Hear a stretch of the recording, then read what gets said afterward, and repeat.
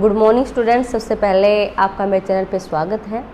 आज हम चिट्ठियों की अनूठी दुनिया जो पाठ पढ़ा है हमने उसके क्वेश्चन आंसर समझेंगे और मैं यहाँ आपको मैटर दे रही हूँ ताकि आप उसको लिख भी सके, उसको पढ़कर आप याद भी कर सके, लेकिन इसके साथ साथ मैं इसको समझा भी रही हूँ ताकि आपको समझने में कोई दिक्कत ना आए। तो हमारा जो फर्स्ट क्वेश्चन है बेटा इस प्रकार है कि पत्र जैसा संतोष फोन या एसएमएस का संदेश क्यों नहीं दे सकता।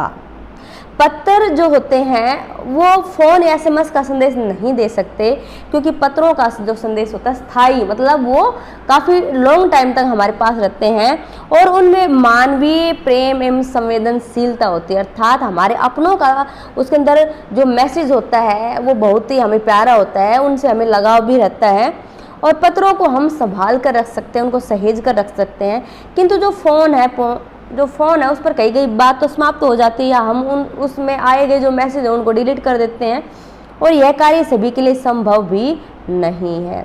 एसएमएस में संदेश बहुत ही सीमित शब्दों में, बहुत ही कम शब्दों में लिखे जाते हैं और हमारे देश में बहुत से गाँव एवं जिले ऐसे हैं जहाँ पर दूरभाष सेवाएं उपलब्ध भी नहीं है, जबकि जो डाकघर की सुविधाएं प्रत्येक गांव और कस्बे में उपलब्ध हैं। पत्र सदैव भावना प्रधान एवं प्रेरणास्पद होते हैं, हमें वो उनसे हमें लगाव रहता है, वो हमें प्रेरणा देते हैं, प्रेरणादायक होते हैं पत्र। और पत्रों का संकलन करके पुस्तक का आधार पे दिया जाए। संकलन का मतलब अगर हम उनको संभाल के रखें तो एक पुस्तक का रूप हम उनको दे सकते हैं। नेक्स्ट क्वेश्चन देखिए स्टूडेंट्स। सेकंड क्वेश्चन है पत्र को खत, कागज, उत्तरम, जाबू, लेख, कड़िद, पाती, चिट्ठी इत्यादि कहा जाता है। इन शब्दों से संबंधित भाषाओं के नाम बताइए। ठीक है, तो पत्र को उर्दू में खत कहते हैं, कन्नड़ में कागज, तेलुगु में उत्तरम, जाबू और लेख तथा तमिल में कड़िद कहा जाता है। इन्हें हिंदी में चिट्ठी कहा जाता है। तो ये विभिन्न भाषाओं में पत्र को क्या कहा जाता है, उनके नाम है ये। नेक्स्ट क्वेश्चन है पत्र लेखन की कला के विकास के लिए क्या क्या प्रयास हुए। जो पत्र लेखन की जो कला है उसके विकास के लिए जो विद्यार्थियों के जो पाठ्यक्रम है उन जैसे पाठ्यक्रम मतलब जैसे आपकी व्याकरण की बुक है उस व्याकरण में भी पत्र दिए गए हैं, तो पाठ्यक्रम में पत्र लेखन विषय को भी शामिल किया गया है। सम्मिलित का मतलब शामिल है किया गया है। और जो 16 वर्ष से जो कम आयु के जो विद्यार्थी हैं उन विद्यार्थियों में पत्र लेखन जो प्रतियोगिता है उसका विश्व स्तर पर आयोजन भी किया गया है। कितने वर्ष से कम? 16 वर्ष से कम। तो एक यहाँ पे छोटा क्वेश्चन बन रहा है जिससे बच्चों में पत्र लेखन के प्रति उनके अंदर एक रुचि जागरूक हो, उनकी रुचि बने उसके अंदर। नेक्स्ट क्वेश्चन है पत्र धरोहर हो सकते हैं लेकिन एसएमएस क्यों नहीं। तर्क सहित अपने विचार लिखिए।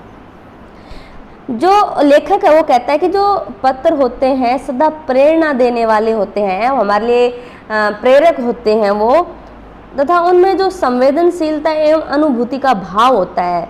अनुभूति मतलब वो अगर हमारे पास पत्र भेजते हैं तो उनके द्वारा जो लिखी गई बात है उनको हम अनुभव करते हैं, उनसे हमारा एक लगाव होता है, हम प्रेम महसूस करते हैं।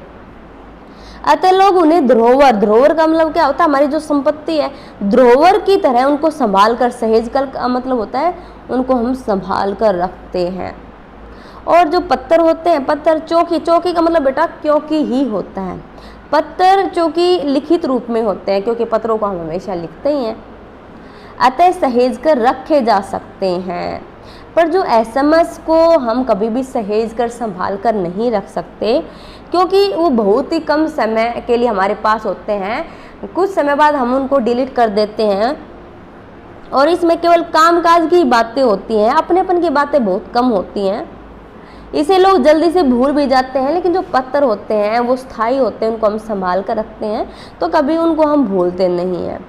भला आप कितने संदेशों को सहेज कर रख सकते हैं फ़ोन में, कभी ना कभी तो आप उनको मिटा ही दोगे, उनको डिलीट ही कर दोगे, लेकिन जो चिट्ठी होती है, जो पत्र होते हैं उनको हम संभाल के रख सकते हैं और जब भी कभी हमारा मन करता है तो उन पत्रों को हम पढ़ भी सकते हैं। तो इसलिए जो पत्र होते हैं वो क्या होते हैं, स्थायी होते हैं। तमाम महान हस्तियों की यादगार, जितने भी महान हस्ती जैसे महात्मा गांधी है, इंदिरा गांधी हैं, पंडित जवाहरलाल नेहरू हैं, लेखक कहता है इनके द्वारा जो पत्र लिखे गए थे या जो लिखे गए पत्र होते हैं, अतः उनके लिखे पत्र हमारे लिए क्या है, एक धरोहर है, धरोहर के रूप में है। इन्हें हम कभी भी जहाँ पे ये संग्रहालयों में जहाँ पे रखे गए हैं तो कोई भी इनको पढ़ सकता है और ये हमारे लिए प्रेरक होते हैं, हमें प्रेरणा देते हैं ये पत्र। नेक्स्ट क्वेश्चन है बेटा, क्या चिट्ठियों की जगह कभी फैक्स, ईमेल, टेलीफोन तथा मोबाइल ले सकते हैं? ये बहुत ही इंपॉर्टेंट क्वेश्चन है बेटा, कि निश्चय ही आज का जो युग है वो ईमेल, टेलीफोन और मोबाइल का युग कहा जा सकता है। एक आधुनिक युग है, टेक्नोलॉजी का युग कह सकते हैं, हमको तकनीकी का युग कह सकते हैं। संचार के इन साधनों के विकास के कारण पत्र लिखने और भेजने की जो गति है, उस गति व उस संख्या में भी बहुत ही वो अवश्य उसमें कमी आई, अवश्य वो कम हुई है, किंतु देश का बहुत बड़ा भाग आज भी इन पत्रों पर निर्भर करता है। आज भी बहुत से करोड़ों लाखों लोग पत्रों का इंतजार करते हैं और जो दूर दराज के जो गांव हैं, देहात का मतलब भी गाँव होते, गाँव व देहात के जो लोग हैं वो पत्र लिखते हैं और भेजते हैं। आज भी 100% जो काम होता है वो सरकारी कार्य पत्र लेखन पर ही निर्भर करते हैं, न कि आपको कोई व्हाट्सएप पे कोई मैसेज भेजता नहीं, वो पत्र भेजे जाते हैं, पत्र के आधार पर इनका कार्य होता है। और व्यापारिक डाक की संख्या भी अब बढ़ती जा रही है,